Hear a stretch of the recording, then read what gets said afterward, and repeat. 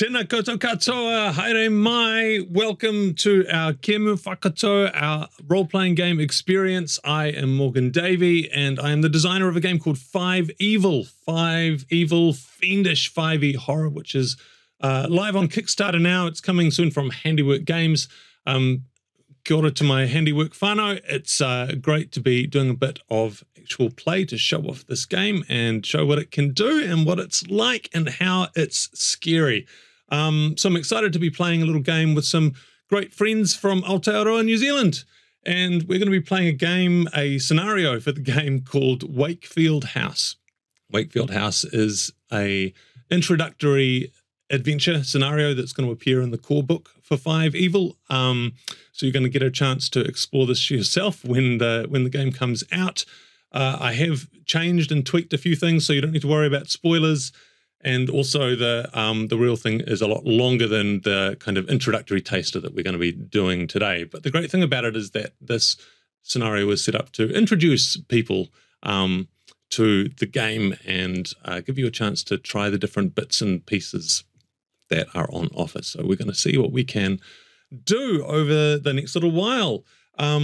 We will, let's see, we're going to see how FiveEvil messes around with 5e. We're going to see how it bends those rules, because it's a game of fantasy adventure. It's normally a game of fantasy adventure in 5e land, but this kind of takes us into a very different territory. It takes us into a horror story. So let's meet some of the ordinary people who are going to be experiencing a horror story, and also the extraordinary people who will be bringing them to life. So I'm going to introduce you to our four amazing players today. I'll start with Brendon. Brendon Bennetts. Hello. Brendon is the Dungeon Master of Dungeons and Comedians, which is a live show. It's on YouTube. It's a podcast, and it is amazing. Brendon, hello. Welcome. Tell us about who you are playing. Thanks, Morgan. Yes, I am going to be playing, my character is Christian. That's his name, not his denomination. He's... Now that I see it written down, it is weird that is actually just a name. Anyway, I am my character class is a reflexive troublemaker, and I love challenging people to pointless physical contests. My philosophy is live fast, die young. Amazing. Cool. Let's see who we've got next on my screen going around is Brad Thompson. Brad is the host of the D&D YouTube channel Cutting Words. Nice to see you, Brad. Tell us. Good to be here. Yeah, tell us about your character that you're going to be playing today. My amazing character, Austin. My wife summarized him as a teenage street rat. May have been some criminal things going on. Don't worry about it. Party rogue and D&D terms, maybe. He is a scrawny guy. Like, if you see me in real life, I'm a giant. So it's really hard to get into his headspace. But he's a small guy. He's going places. Not sure where he's going exactly, but he's always going somewhere and getting into trouble. That is my character, Austin, today. Oh, fantastic. Ostentatious. I'll keep looping around my screen. Julz is next. Julz Burgisser. Julz is the Dungeon Master of the Fate of Isen long-running show. It's a podcast. It's a live stream. They do live shows as well. Julz, welcome, and always great to play with you. What character are you going to be playing with us today? Well, her name is Hope, which is more of a statement not on like Great Hope or Best Hope, but just more like hope she won't be the manager of McDonald's when she's older, because that's where she's working now. She's just an unremarkable high schooler, just average, plain, just in the background. Everybody kind of takes her for granted that she's just going to be there all the time, helping out, doing their homework, that kind of thing. Yeah, that's who she is. Amazing. Can't wait to meet this unremarkable high schooler in play. I'm sure she will have some remarkable times, Julz. And lastly, Caitlin Penhey. Caitlin, hello and welcome. Caitlin is an improviser with a theatre degree, and I'm supposed to make up some other stuff, but I'm not going to. You're the improviser. You can make it up. How are you, Caitlin? Oh, no. I'm so good. How are you? Brilliant. I'm great to play with you again. Tell me, who are you going to be playing in this game today? I'm going to be playing Chad, who's just a bit of a gay, loves throwing things, thinks everything is bullshit, will never admit that he's wrong, bad at learning, bad at sports, just a bit of a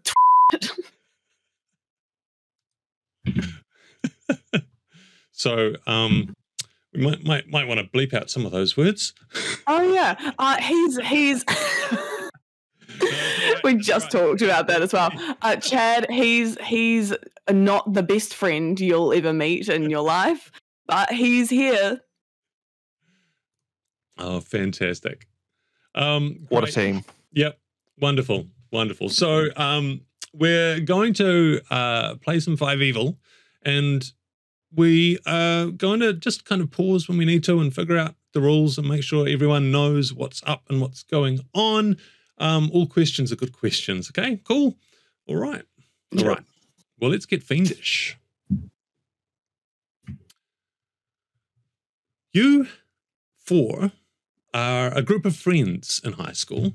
You've known each other for a long time. And there's one other person in your friend group, Kyle. Kyle last year disappeared. His aunt got very sick and went into care. She was his only family. Everyone's been really, really worried about Kyle. No one knows where he is. It's been just over a year since you last saw him, and a message from Kyle has dropped into your group chat out of nowhere, and it says, "Meet me in Wakefield House at midnight. Don't tell anyone else. Miss you guys." Wakefield House, of course, is the spooky, empty house at the end of Kyle's street. He sometimes talked about sneaking in there and looking for ghosts. None of you ever went inside. Until right now. Okay, so we're going to start with you heading into Wakefield House at midnight. The intensity of this sequence is going to start at 2. Intensity is something that happens in FiveEvil, and it's going to set the difficulty of all of the checks that we make. So the intensity of 2 means that we add 10, and the difficulty is going to be 12 on every single roll that you make until things get more intense. Right now, you're just in a spooky place where you aren't meant to be. Okay. So you're at the doorway of Wakefield House, looking inside into the hallway because the door was just hanging open.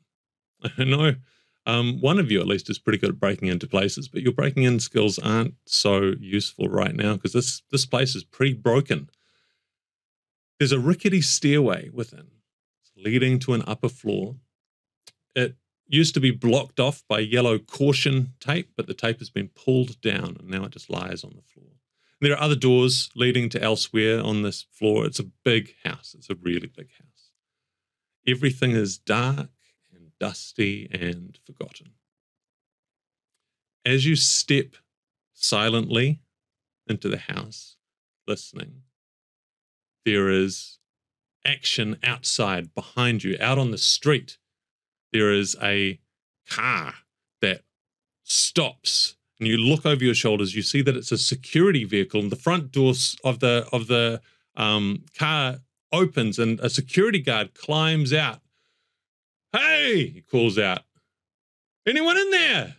And you see he's fumbling for his flashlight. You're at the entrance. You're in. It's too late now. If he finds you in here, you're going to be in big, big trouble. What are you going to do? Yeah, the doorway.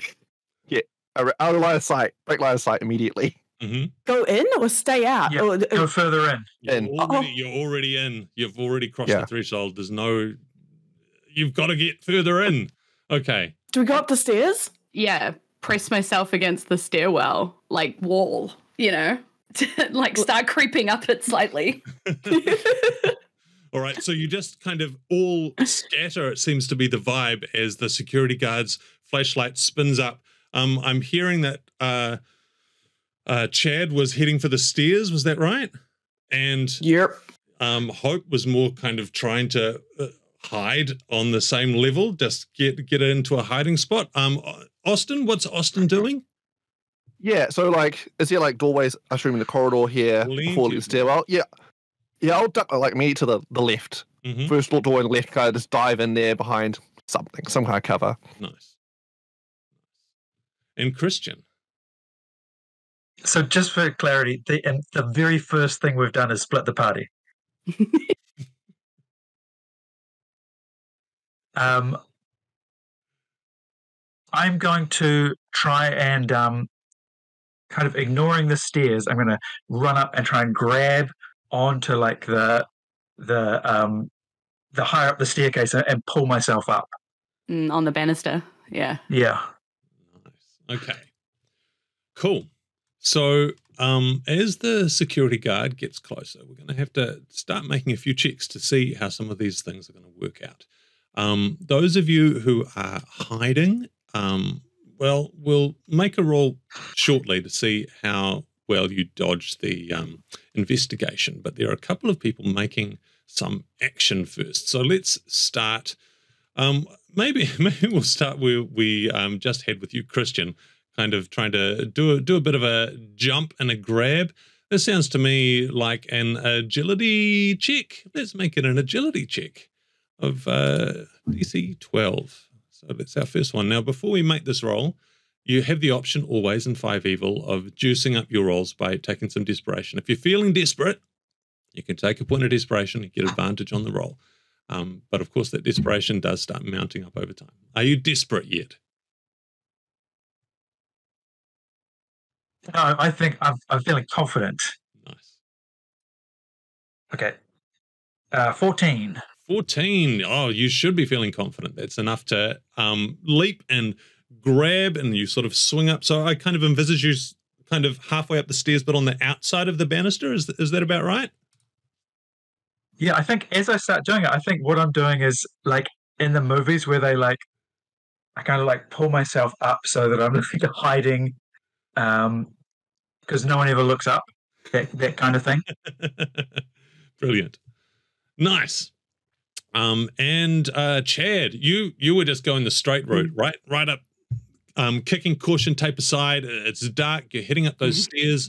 As you do that, I think you're going to find out why there was that caution tape there, because these stairs are not as like safe as they might ideally be. I think we need a dexterity agility check from you as well, please. Oh no. Oh no. Oh no. 6. A 6. Okay. So a 6 is going to be a miss. So, you halfway up the stairs, there is kind of Christian swinging up on the banister. Maybe you can blame him for distracting you. It's up to you whether that's exactly what you do, but whatever happens, your foot lands on the wrong spot, and it kind of goes through the wood. It's so old, it just folds underneath you. You go down. You're not trapped or anything, but you're certainly slowed down as that security guard is coming into the entrance. You're pretty sure that he is going to see you any second now. Let's cut to these other two people who are in a more hiding mode.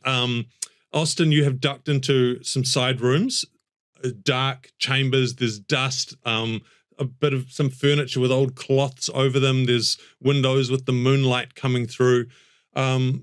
Security guard isn't going to see you yet, obviously, but if he comes this way, that might happen. Is there anything that you want to do right now? You're just going to stay put? Is there exit in this out from this chamber if I want to say loop round, say to get behind security guard to lure him away with noise elsewhere potentially? Interesting. Yeah, now that is a good move. I'm a master criminal. Yeah.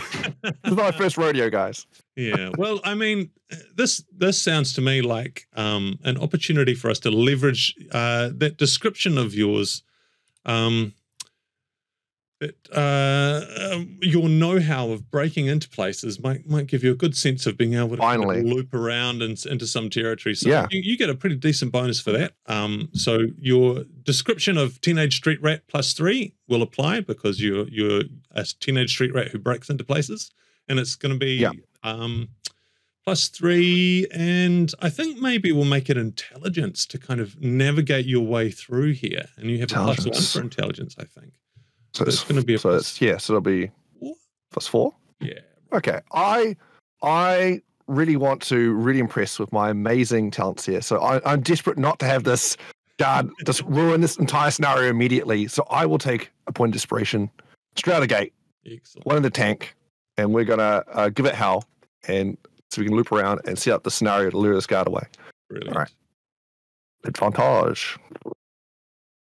Okay, I'll take the 17 there, +4, so 21. 21. I am good at my job. You are very good at your job. 21 doesn't just count as a success. Because you hit that threshold of 20 and indeed succeeded it, you are going to get a break, a lucky break. Things go particularly well for you. So let's say that you pick just the right move. You head around to the side. You're like, yep, I know exactly where to go. I can duck through here. I'm out of view.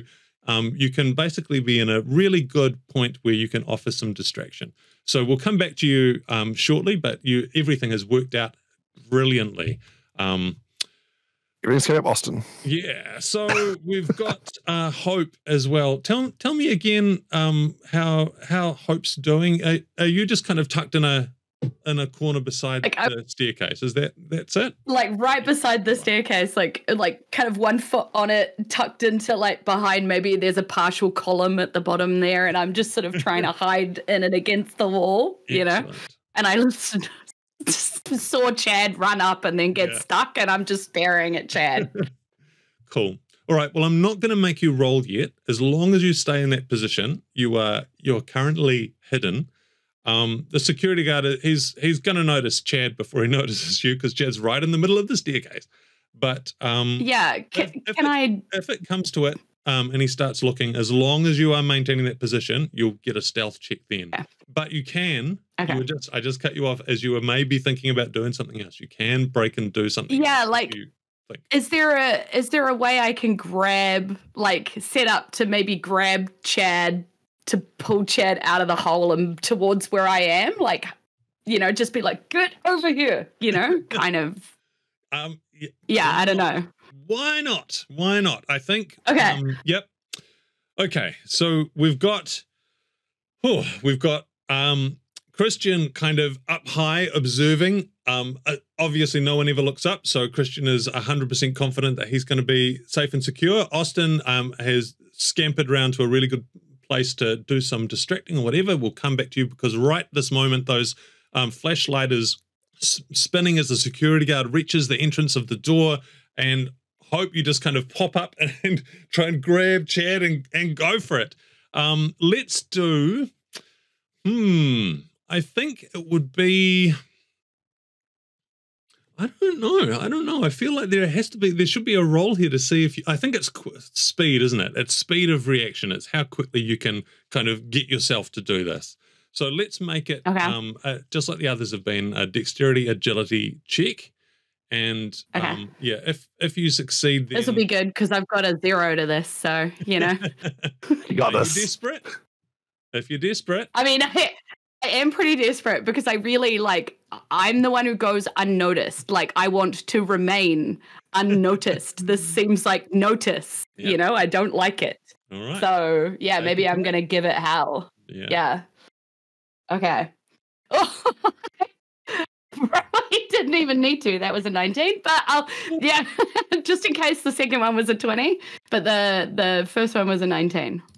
So 19. So does that get you to 20? Do you have that +1? No, I have literally nothing to this.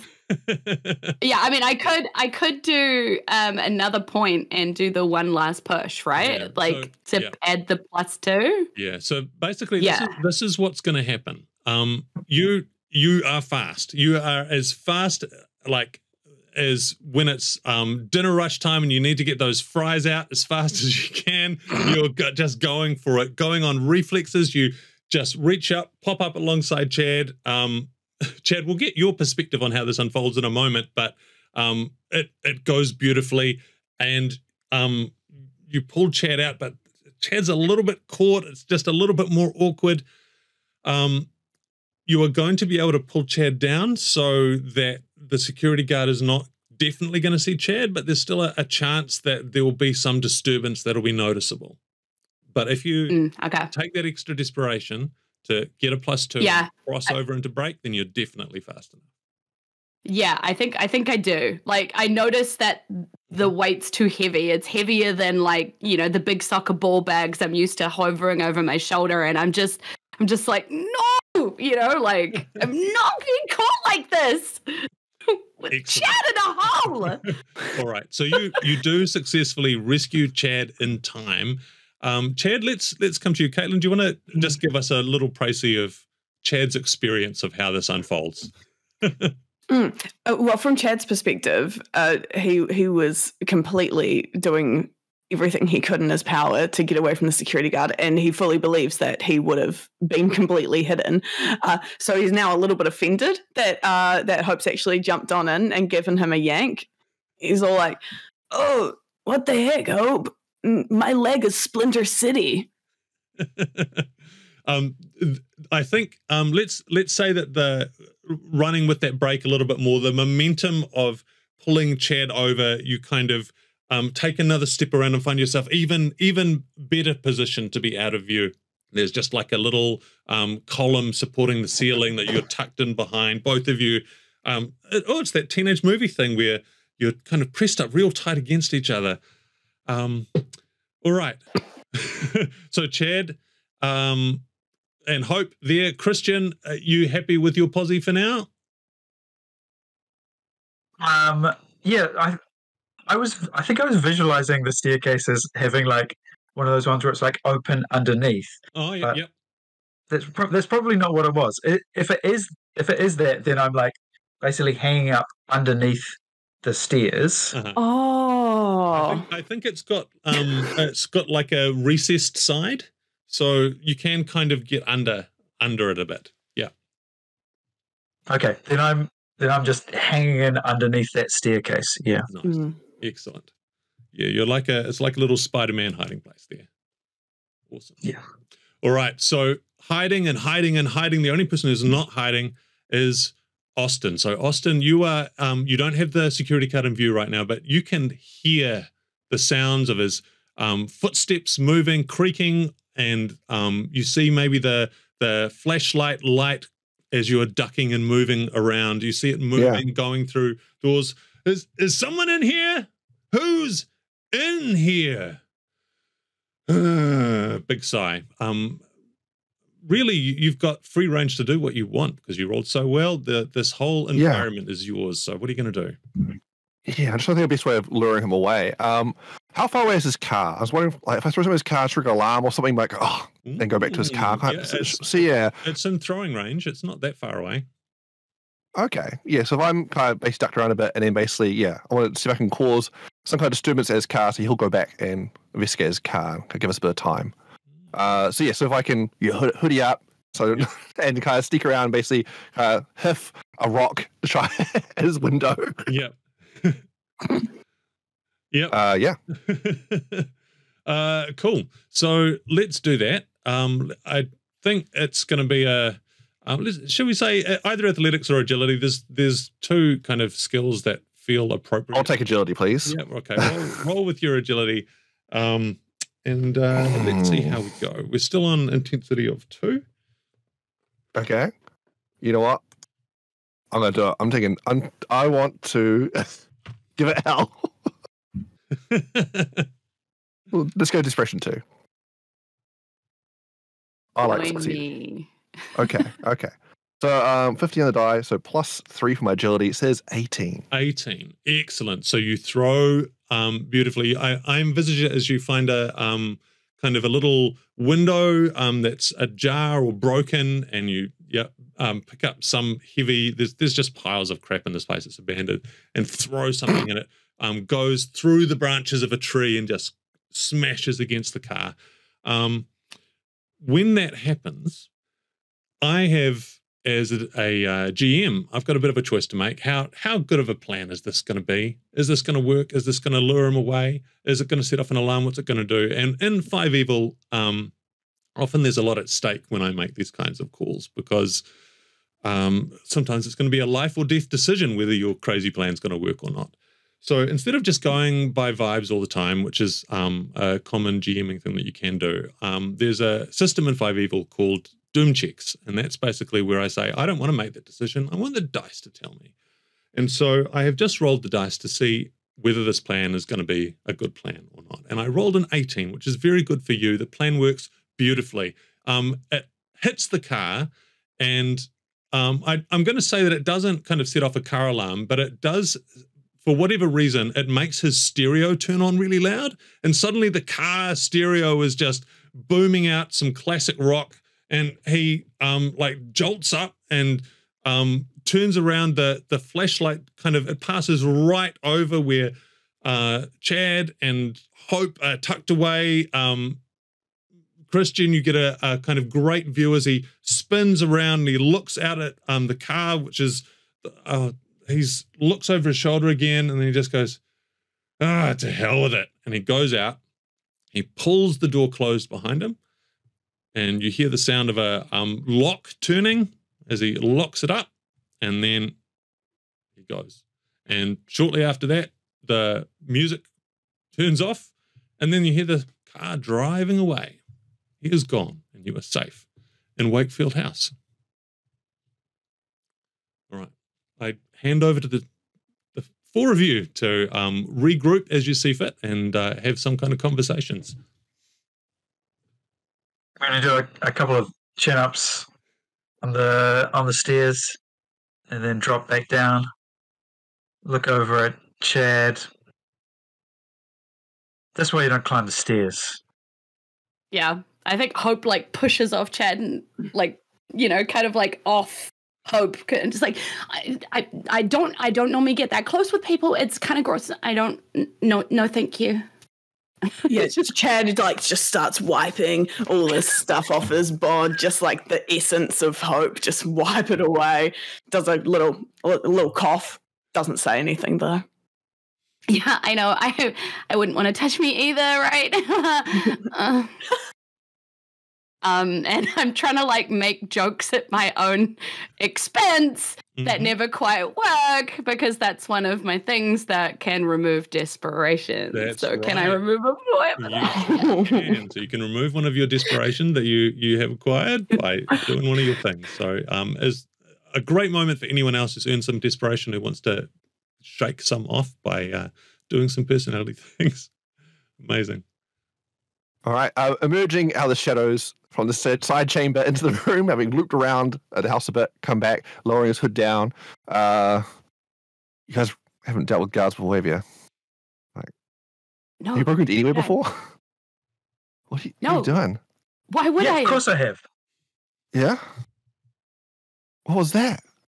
Yeah, let's break into something right now. Let's break into something else. Let's break into something inside this place. Yeah, we're supposed to be Kyle here. Where is he?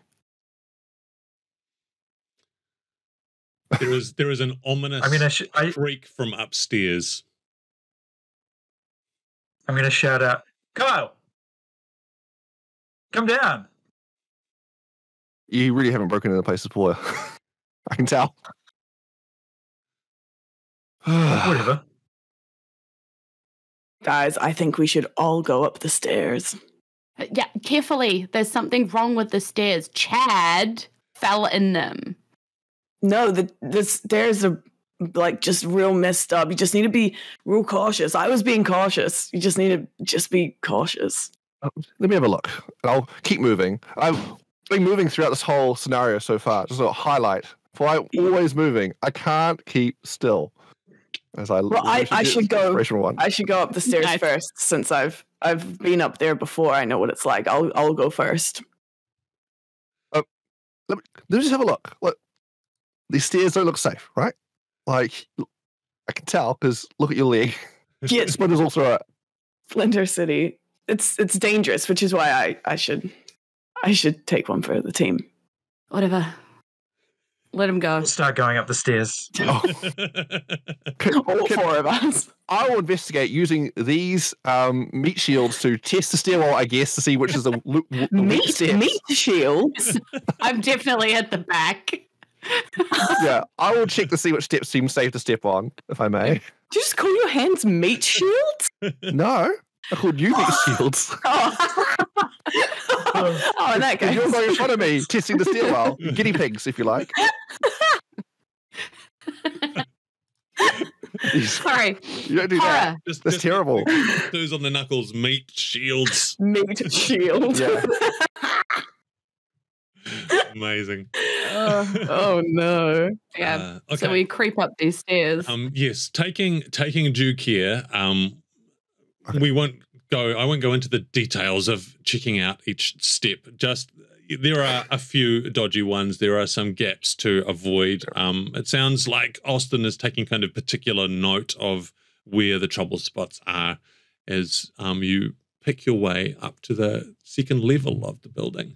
It's a 2-story house, of course, and the second story is kind of mostly this big landing which is open to the entrance, and then there's kind of one long corridor that stretches off to the left and to the right with rooms coming off it.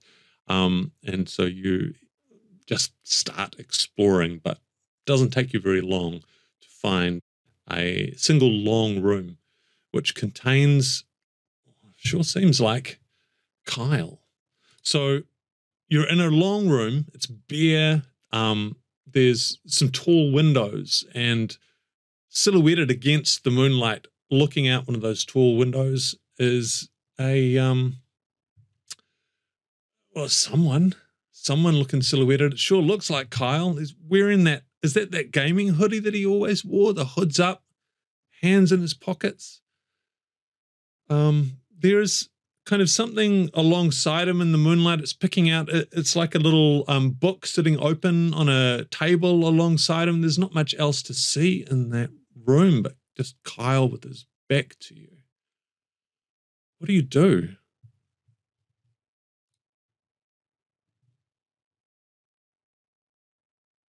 What's up, mate. Kyle? Yeah. It's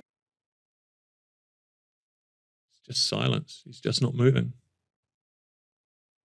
I'm gonna walk over and tap him on the shoulder. Okay, you start walking. You take a couple of steps into the room, and Kyle turns.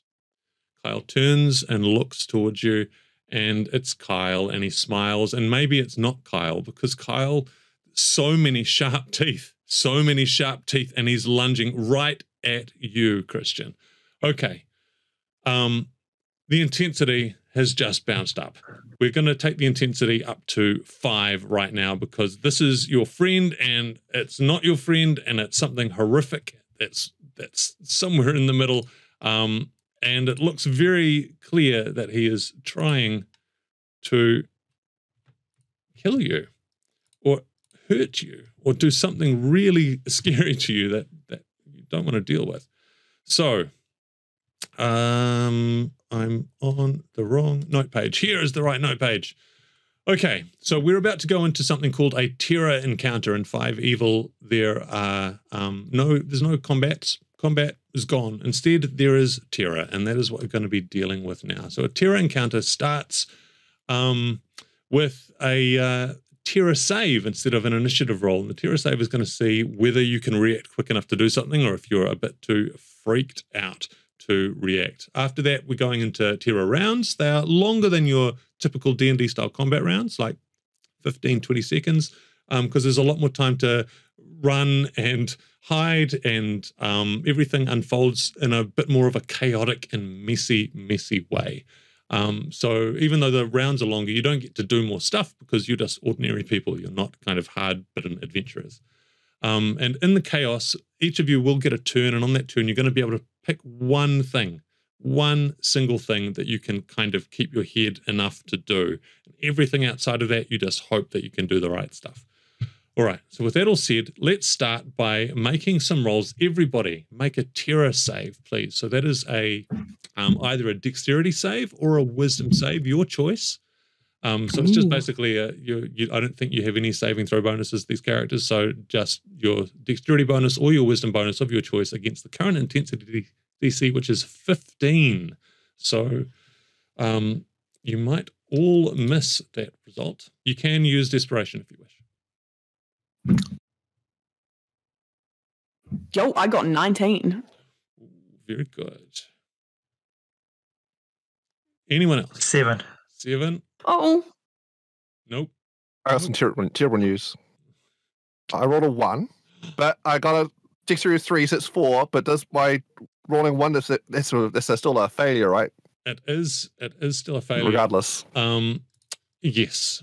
It is a natural 1 on a save and this is going to count as a bad result, but in this demo scenario, we're not going to worry about that for the initial Terra save, so it's okay. You just count it as a normal miss for the time. You used a 1 on if you had to roll a 1, you might as well do it here, where you can minimize the damage. So, Chad, you managed to succeed. That means that you get to react. So, situation is that Christian has kind of taken some steps into this long room, and Kyle is running towards him, and you are able to kind of gather yourself enough to do something. You have 3 choices of what you can do in your Terra save reaction. You can either fight or flight, or you can finish something you're already doing. I don't think you were in the middle of doing anything, so basically you have the choice of trying to hurt or harm or grab or secure someone, or you can try to get the hell away, or if you don't want to leave entirely, you can just kind of make sure that you are safe by dodging and avoiding trouble. Fighting or flighting, what's your vibe? Oh, I want to run, but I don't know if I want to run and try and protect Christian, or if I want to run and then try and like give Kyle a shove. I think maybe I just get in there and then do the classic thing of like, boys, you know, put my arms in between them. Think they're just having a scrap, and I go, calm down, man. Excellent. Okay, so we're going to have you, basically we're going to interpret this as fight. You're going to get yourself in the middle of things. Even though you're not describing it as a kind of shove, we'll call it a force, as you're trying to force a distance between them. So a force nice. is it's kind of like a grapple check territory. Make a athletics check, strength athletics, and I'm going to oppose that check on the part of Kyle. I make a roll to Kyle's bonus. So if you're desperate, if you really want to try and get him apart, then you can do that. Otherwise, yeah, I think I will. I'm real desperate. Okay. Oh, even with desperation, I've got a 9. Oh, okay. So, you get in there, you interpose yourself, and you put your hand out to get it, and then you just see what you're dealing with. Kyle's face. It is Kyle. It's definitely Kyle, but the eyes they're so big and black, and those teeth, all of those teeth, how did they get crammed into that mouth? You just can't quite put the pressure on. It's a bit much. Okay. We're in round 1. Round 1 begins with Kyle. Kyle gets to go first. The monsters act first. And his action, I think his first action is going to be, well, you've put yourself in his way, so I think he's going to try and hurt you. Let's see him do that. He's going to make a these kind of claws on his beautiful fingers. Oh dear. He rolled a 17. He has a bonus of 5, which is 22. So it's pretty bad. It's a pretty bad scratch that he's gonna put on you right now. Okay. So first of all, you're gonna take 5 points of damage. Which is quite a lot of damage. Yeah. So let's double check on Chad. Chad's hit points. Okay. Chad has a healthy 13 hit point total. So that means 5 damage isn't enough to wound you right away. So it's superficial, but it's unpleasant. So you've taken 5 points of damage. Your 13 is down to 8.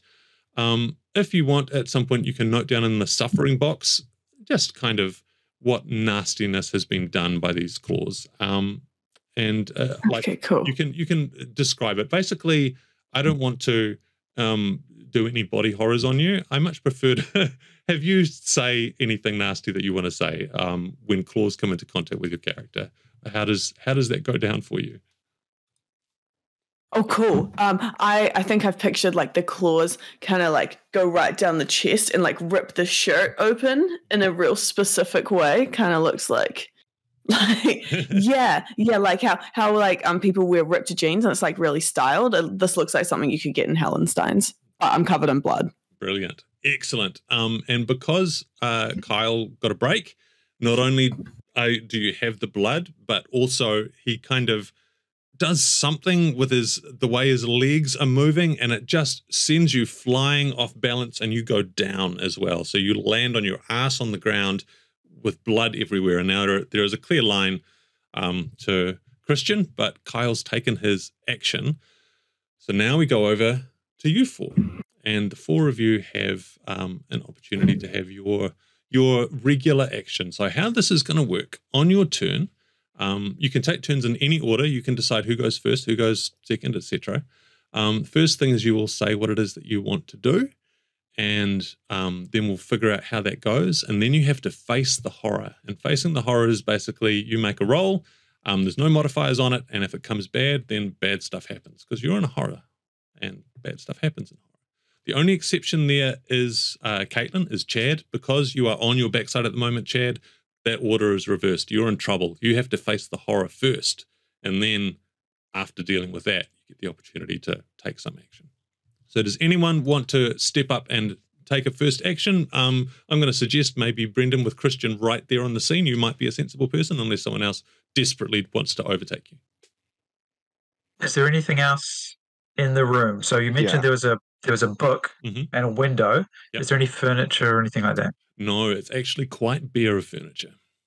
Are you like looking around to see if there's something you could pick up or use? Because there are little bits of chair scattered around. Sounds like a good time for me to roll a doom check. This is something that I've built into this particular scenario as a because it's meant to teach GMs how to run this game as well. So I'm going to roll and see if there's anything handy for you. And I roll a 5, which is well below the intensity score. There is nothing in reach, I'm afraid. How big is the window? Is it like a big person-sized window that someone could be pushed through conveniently? Yep. Oh, awesome. It is. Oh, okay. So that book was on a little table as well, I suppose, which could be picked up like a chair-sized table as opposed to a big dining room-sized table. But that's way on the far side of where you are at the moment. I think that the reason that Christian hesitated initially was because he had a memory of the last time that he saw Kyle, and the very last thing that he did when he saw Kyle was shove Kyle into the dirt and walk off. And so as he sees Kyle's just ripped through Chad, he's going to, again, shove him as hard as he can towards that window. Okay. So that is your one thing. Shove him towards that window. Excellent. So this is going to be another 4. This is absolutely desperate. Yeah. So it's athletics, strength athletics, and it's going to be opposed again by Kyle, who he's a lot stronger than you remember. 16. 16. Regrettably, I rolled an 18. So should I? Mm-hmm. Could I have a second desperation to add 2 to my roll? One last push? Yes, you sure can. Which would make it a tie. Yep. Let's just give you the benefit of the situation, I think. Hey. I like the idea of it, and I don't want everyone to just have a horrible experience all the time. They've got to have some successes in amidst the horror. So you've spent a couple of desperation, and you have succeeded in your shove. Is there anything you want to say about the vibe of it and how it expresses, how it comes out?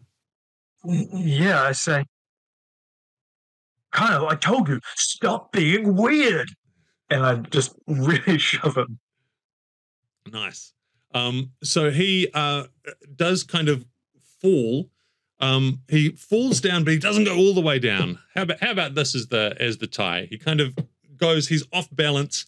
He's got a hand on the ground, and he kind of turns his head slightly. The hood falls back, and his hair looks all weird. Is it even hair anymore? Everything about him is just messed up and horrific looking. And he's on this really off balance line. Yeah, he's not in the most convenient position to hurt anyone else right now. So that is good. You need to now face the horror. So can you please make a roll for me? Facing the horror is against the current desperation, current intensity score. DC is 15. Do I add anything? No, it's just a straight roll. Then it's 13. Okay. So a 13 is a miss by 2. Now.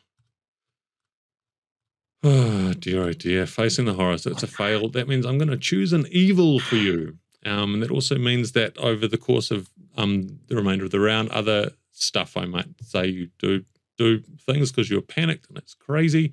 The evil I'm going to choose, I'll just do a little random one. How about this? Oh, yeah, that makes sense. I'm going to give you the unsettled condition. Basically, this means that your next ability check is going to be made with a disadvantage. You can always clear that disadvantage by taking more desperation, but right now you are unsettled. Nice. Okay. Who's next? How close is he to that window now? Like, Kyle. Closer, but not. He's not near it. He'd need another shove or two to get right up against it. It's worth a try if you have your heart set on it. No, I'm no hero. Crap. I'm sorry, Kyle. I'm sorry, and I'm gonna leg out the room. Nice. Cool. Oh yeah, I like leg out the room and like see if there's anything around in other places, maybe to a weapon of some kind. Would be nice. Excellent. But I don't want to be in this room. Yep. Cool. All right. You go and start hunting, and you've got a bit of time as you're running. Let's have an investigation roll for you right now. Make that make that your roll. Oh, I really want a really good weapon. So I'm gonna give it hell. I'm gonna take a desperation point, and I'm gonna roll that investigation advantage because I want something, anything right now, please. Okay. So that is, I got 17 on the die, plus 4, because I'm a master investigator. 21. Wow. Brilliant. All right. You're very good at finding the good stuff. Okay. Yeah. With a valuable set. Out of the room, you can hear, I don't know what you're hearing, whatever unfolds next. You can hear weird noises behind you, panicking, looking.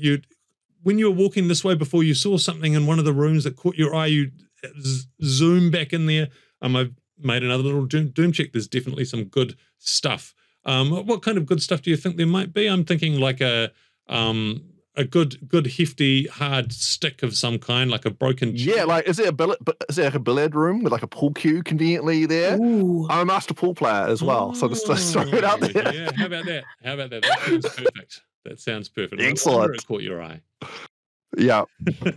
Still good, Nick. Oh, yeah, excellent. Okay. I also need you to face the horror. So make a save. I'm not in the room. There's nothing here. Yeah, you're still caught up in the encounter, I'm afraid.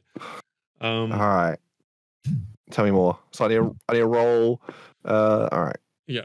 It's just what's the as against the DC is 15 because the intensity is 5, and you just roll straight against that. It's just a straight roll. Is it wisdom I'm rolling here? It's just a D20 with no modifiers. Oh, okay. Oof. Yeah. All right. Let's roll down and see how we go. Well, 7 on the die, so that's not great. A 7. Okay, so I'm going to choose a little evil for you as well. Excellent. Let's see. Oh, okay.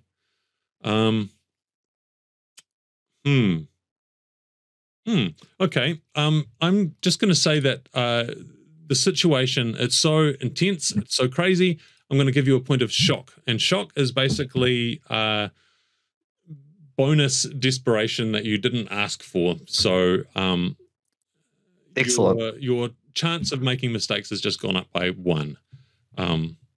if you roll badly. So you have that sticking with you for the rest of the encounter, basically. Okay. So you have one shot. Thank you. Now, we have 2 people left. Who wants to do anything?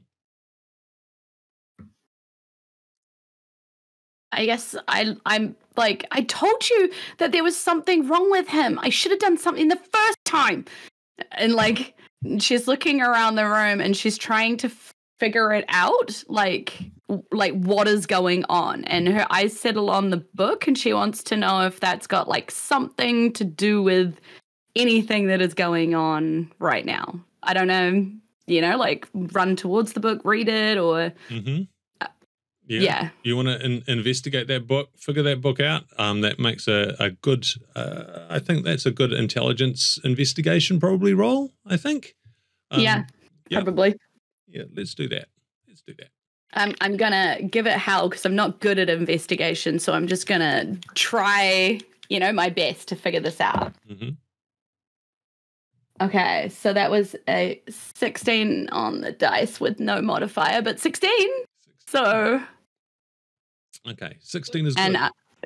Yep. Flicking through, I could add like a +3 because I've read McDonald's fast food manuals in speed running time so many times. And so she's flicking through this thing like speed, trying to figure out what the important stuff is. Okay, before you can start flicking through, you kind of go past this weird sight of Kyle.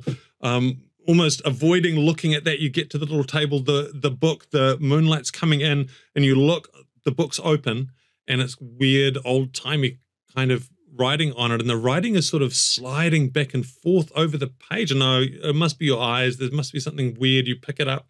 It's still, your eyes are so weird. It's all, what even is that? And you start trying to flick it, but trying to manipulate the book at all, it's like it doesn't want to bend. It doesn't want to close. It's staying open. You can't close it. Okay. What are you going to do?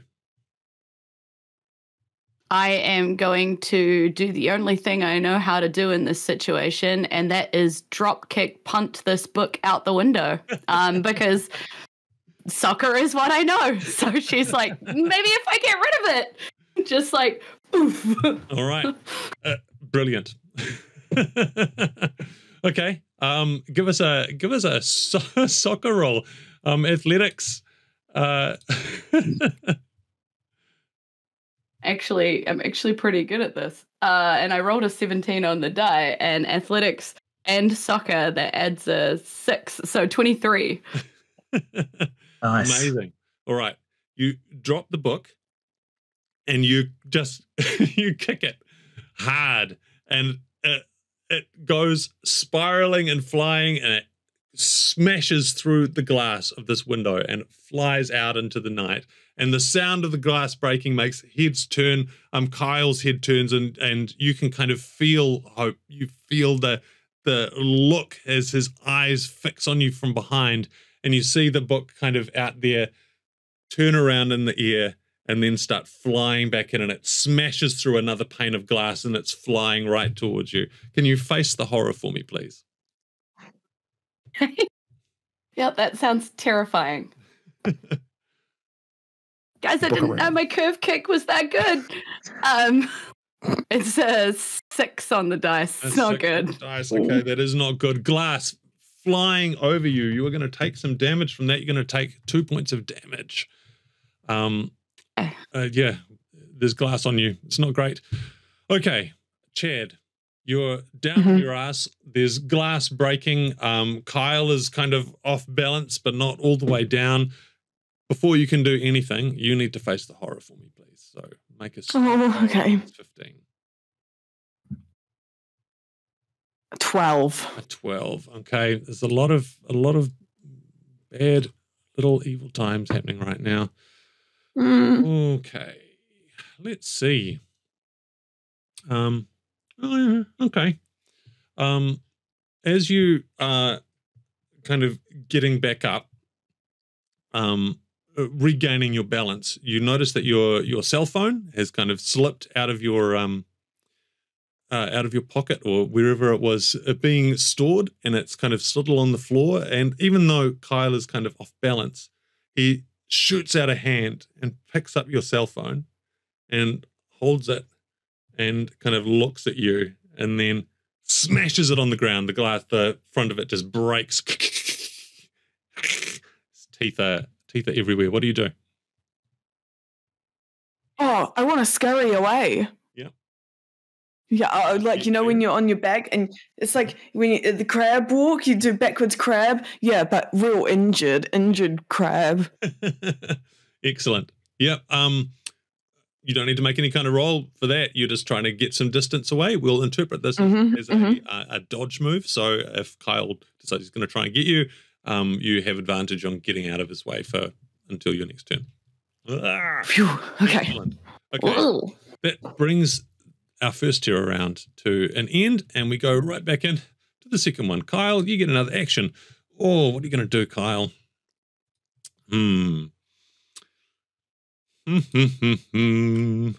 Okay.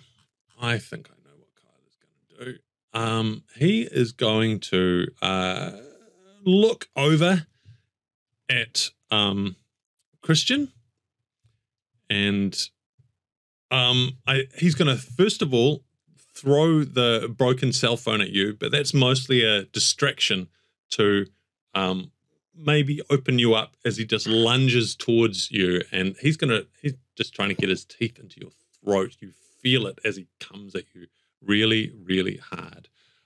So we're going to make this.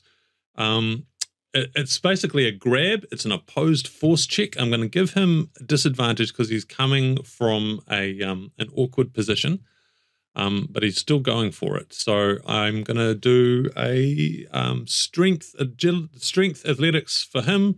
You can avoid it with either your athletics or your agility, strength or dexterity, whichever is your preference. And because I'm unsettled, do I have disadvantage as well? You have disadvantage on this one, yep.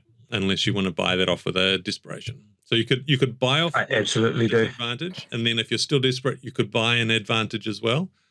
It's all how deep in the hole do you want to get? I want to get pretty deep in the hole. Okay, I'll buy off the disadvantage. Okay, he is disadvantaged, so I am rolling 2 in the lowest.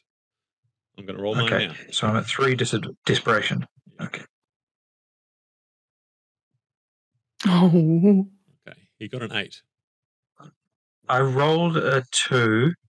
Oh. 2 plus 1, so 3. So I see that's within the because of my desperation, that becomes a mistake. Is that right? Yep, it does. Okay, so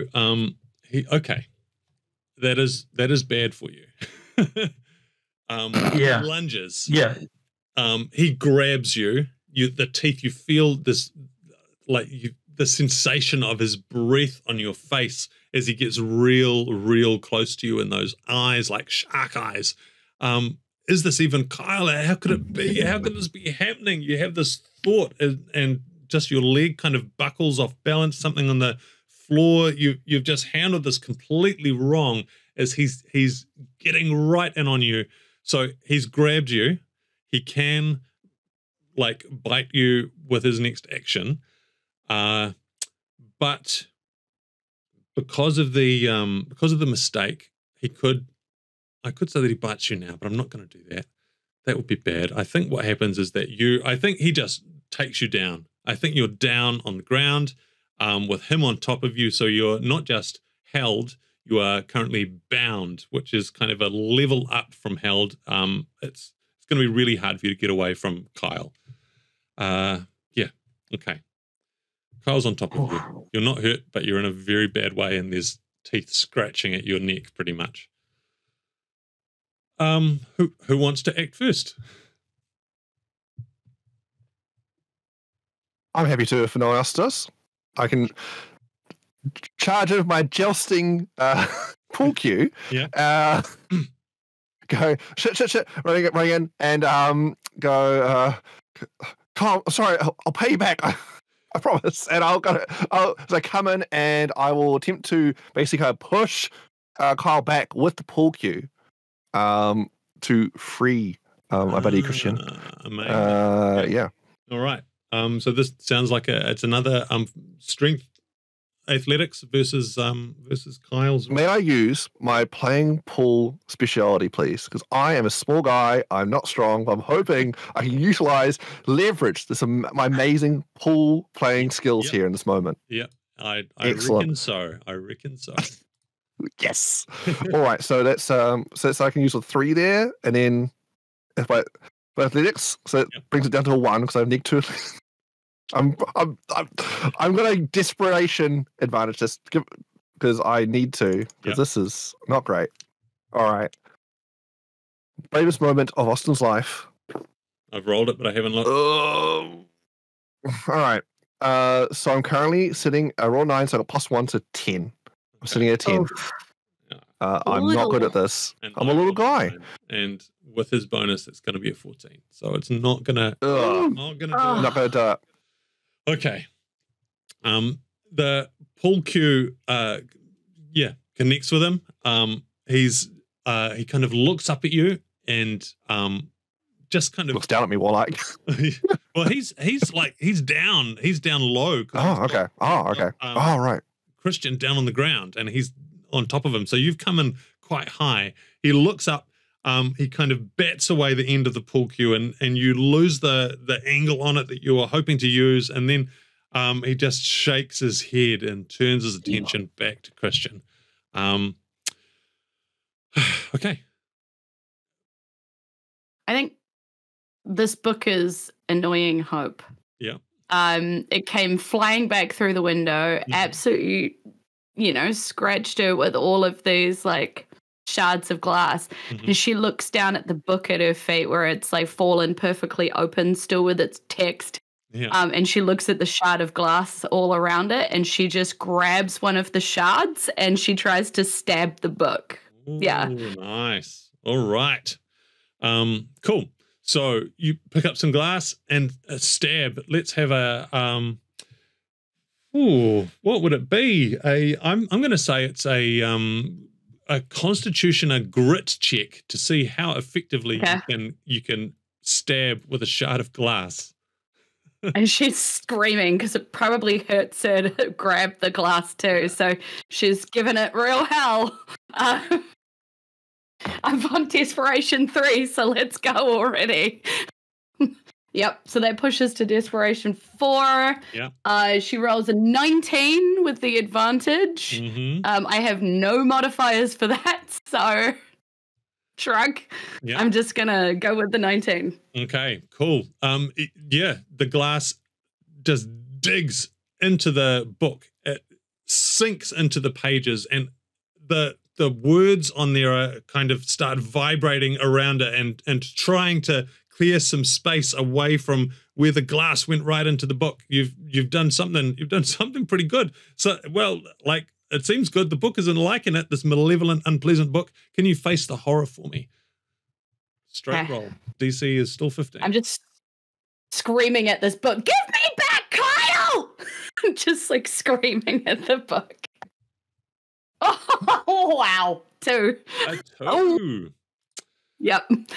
And I'm on 4 or less for a mistake, if that matters. I don't know. Yeah. Yep, that does. That is a doom. So that means multiple kinds of evil are happening on you. The first thing is you're going to be your poor hand is 3 points of damage as like your hand has really got hurt. It's really unpleasant. You've been holding this. I imagine you're kind of almost scrabbling another bit of glass and jamming that in as well, and there's just glass everywhere. Oh, very unpleasant. Yep. Oh, let's see. As an extra thing, I think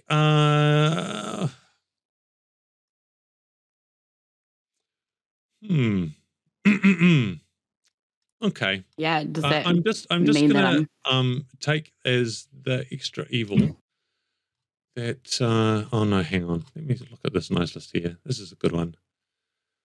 Yeah. I think as you jam into the book, the whole floorboard that you're on suddenly dips, and you find yourself just the floor is starting to slide away beneath you. You and the book and everything are you're kind of scrabbling down. There's a whole other floor below that you might slide into if you're not careful. Okay. So that's where Hope is at. We haven't heard from Chad. And I don't think we've heard from Christian, who is right in the thick of things. So let's go with Chad before we cycle back around to how Christian's doing. Okay, is there anything around him that he can pick up and throw? I think we've already established not really, unless you're close to where the book was and where that window and table was. And I don't know that you particularly are. No, I think. Oh no.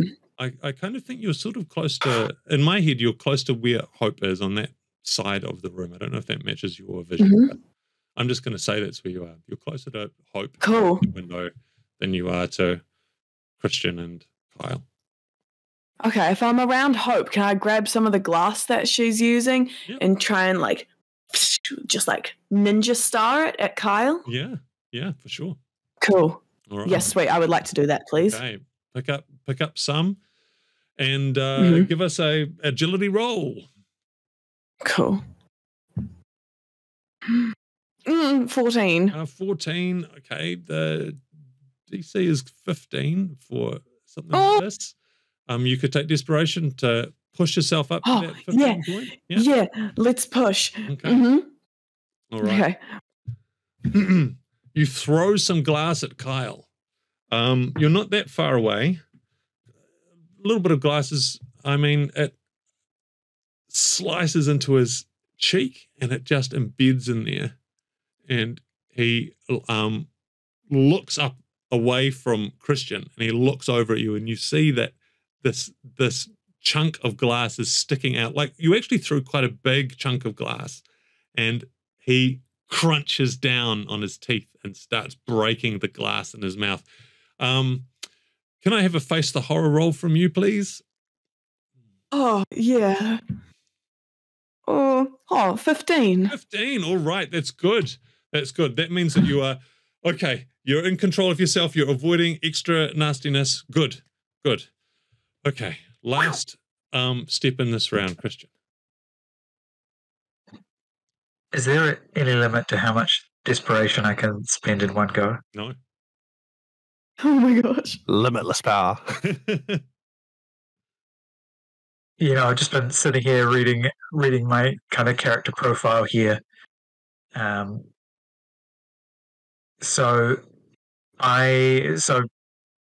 Kyle and I are kind of wrapped up in this this struggle. Yep. I want to drag him and throw both of us out the window. Okay.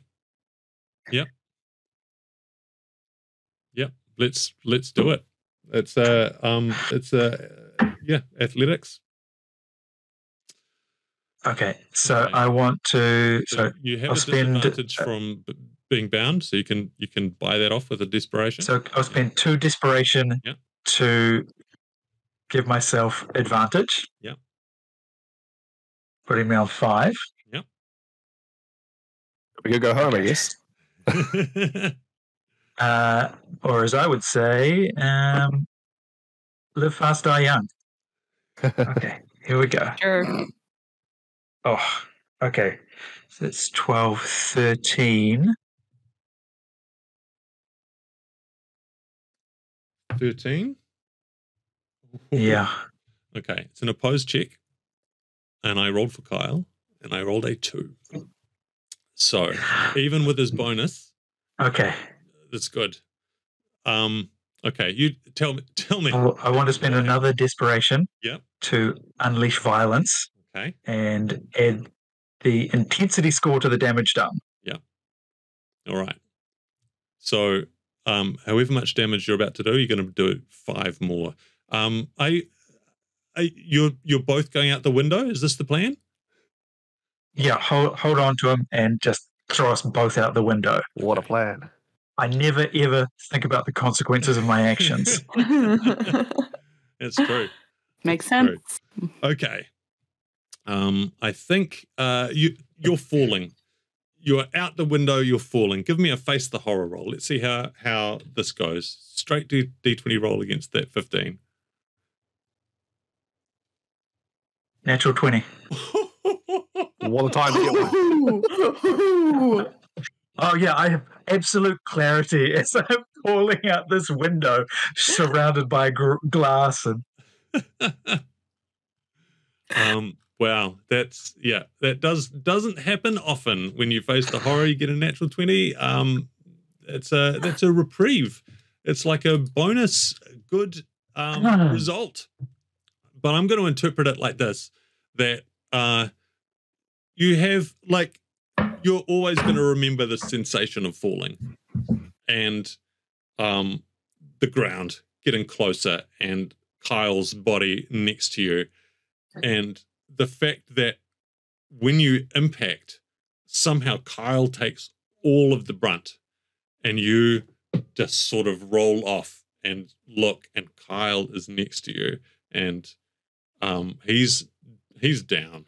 He is very down. Let's just cut away from you up to the top. Okay, Austin, Hope and Chad, you've just seen Christian just smash out the window with Kyle. Hope is, you're on unsteady floor. You've got this book. The book is kind of struggling. You've been messing with the book. The book is coming to pieces. What's happening? Who's doing what? Someone speak. We're out of rounds time. We're back to kind of normal vibe. All right, pull cue, pull train. Hope, grab on. I'll pull you up. Pull out of the hole. My hands, I'm trying, but my hands are so wounded and blood, and it's slippery, and I'm scrabbling. I just can't. Yeah. Oh yeah. Chad tries to get in there and grab you from the armpits. When you hold a cat and they go like this. Yeah. Kind of like that, and trying to help Hope back up, just Brilliant. as a wee repayment to say thank you for earlier. Excellent. Yeah. Excellent. Hope. You get saved. You get rescued by these two friends. The book. Oh, that book.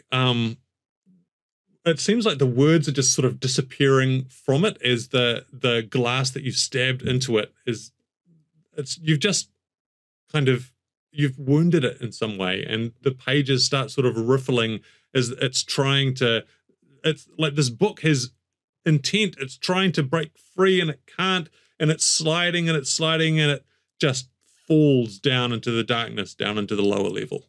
Boom. And you hear it land with a thud, and you can kind of look down through the gap and you just see it there, and the way it has landed means that the front just slams closed. The book is shut. As soon as the book is shut, you kind of feel something about it just feels easier. Outside, I imagine you've kind of faces looking out the window and look down, and you see Christian. Christian, you're down, lying next to Kyle, and you look over at Kyle, and Kyle looks over at you, and Kyle is Kyle again. He's messed up. His face is blood, sore.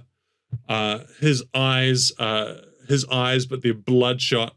And he's crying, and he's in obvious pain. He says, "I didn't think I'd make it back."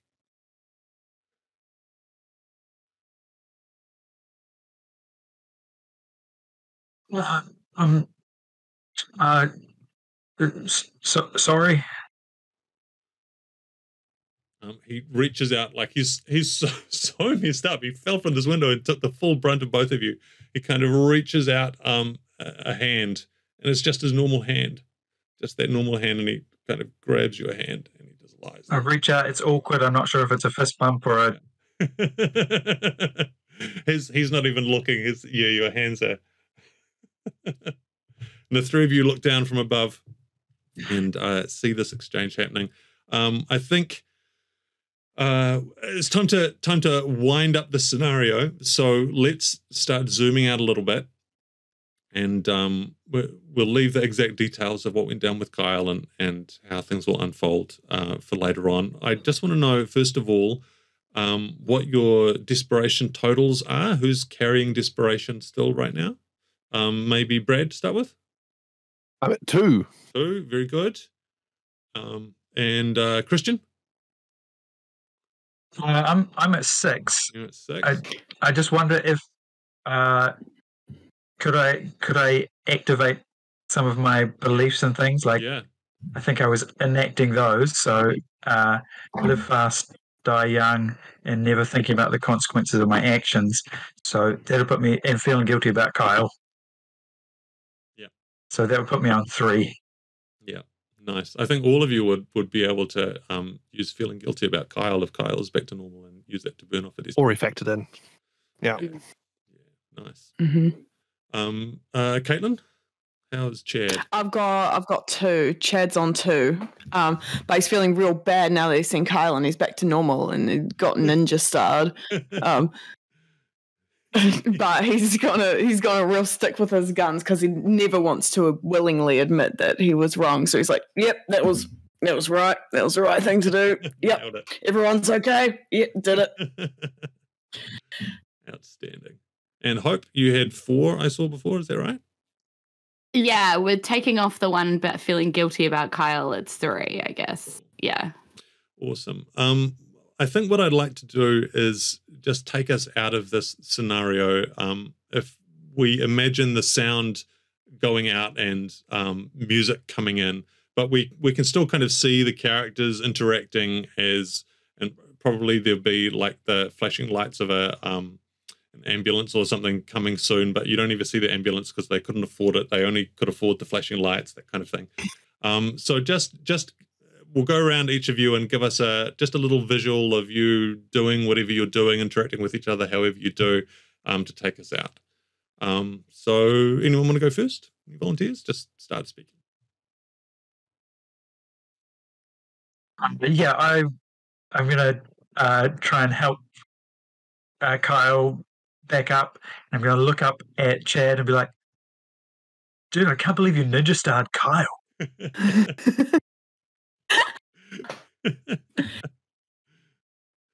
Well, Chad's gonna keep looking down at them, not really in shock that they both went out the window. That's a real Christian kind of thing to do. But he's just kind of picking up pieces of the glass, looking around, holding onto his chest that's all bloodied up and is going to scar in such a cool way. He's just like loosely throwing some glass around, just kind of processing these emotions by throwing stuff around the room. Not really saying much though, just in his own head a wee bit. I think Austin's just hood up, kind of like, I think he's carrying the pool cues, keeping this as a trophy, and like, and just like, let's get out of here, and like head down, like doesn't want to stick around here at all, and work on this lock because we're locked in. We're locked in this house, so he's gonna get to work on there because he just wants to get out of here ASAP. Nice. And Hope. Yeah, she sort of like, goes down the staircase gently and she sort of takes a look over to the room that she knows that the book has fallen into, like with the doorway. Yeah. And she just sort of turns back to everybody and sort of says, "See, I knew studying books would like get me somewhere sometime. Outstanding. Maybe I should like do more of that." Great. Cool. And Kyle, like his eyes open and he's very messed up, but he's going to be okay. And he smiles and he looks across at the 4 of you, and he says, "Missed you guys."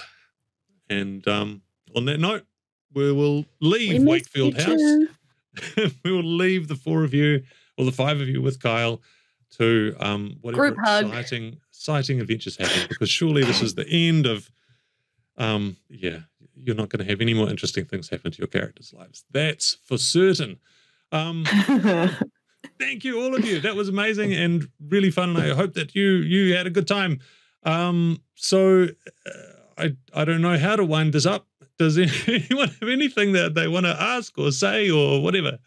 That was really great, Morgan. I love the elegance of the way desperation works, how you can use it to get advantage, but as you do, the chance of like a critical failure just ticks up and up. So that I really like the way those two things play together. Yeah, it was definitely tasty. And it amped the desperation feel, right? Like, which is crucial for like good horror. You know, you should feel desperate. You should feel like you're on the verge of making a terrible decision at every single moment. And I think the game does that really well. Real tense. It's great. I love it. And the simplicity of like the characters, like less is more. Like got less to work with. Okay, how can I utilize playing pool somehow? Like how can I make these small things I have work? Yeah. So good. That does remind me, actually, those of you with more desperation than you can shake off by doing your personality things. Anyone who got more than 4, when you kind of settle down to sleep, when you get a moment to try and process the events of the day, there is a chance we won't roll it. We'll just leave it open. That basically you're going to end up traumatized, and what that means is that if you roll badly, then you pick one of those personality aspects, your habit, your belief, etc., and it gets messed up, and it becomes kind of a troublesome, traumatized version of itself going forward. You might be able to repair it if it's a long-running game, but otherwise, you're just kind of like the difference between Ripley in Aliens and Ripley in Alien. The second version of Ripley is carrying a lot of bad stuff into that new scenario, that new situation. So that's how that works. That's the consequences of going too hard on the desperation. But it was worth it because you got your friend back, wasn't it? Yeah. All right, well, let's call it. Thank you very, very much. Thank you to Brad. Thank you to Brendon. Thank you to Caitlin. Thank you to Julz. Thank you. I had a great time. Bye. Aloha nui. FiveEvil. Fiendish 5e horror.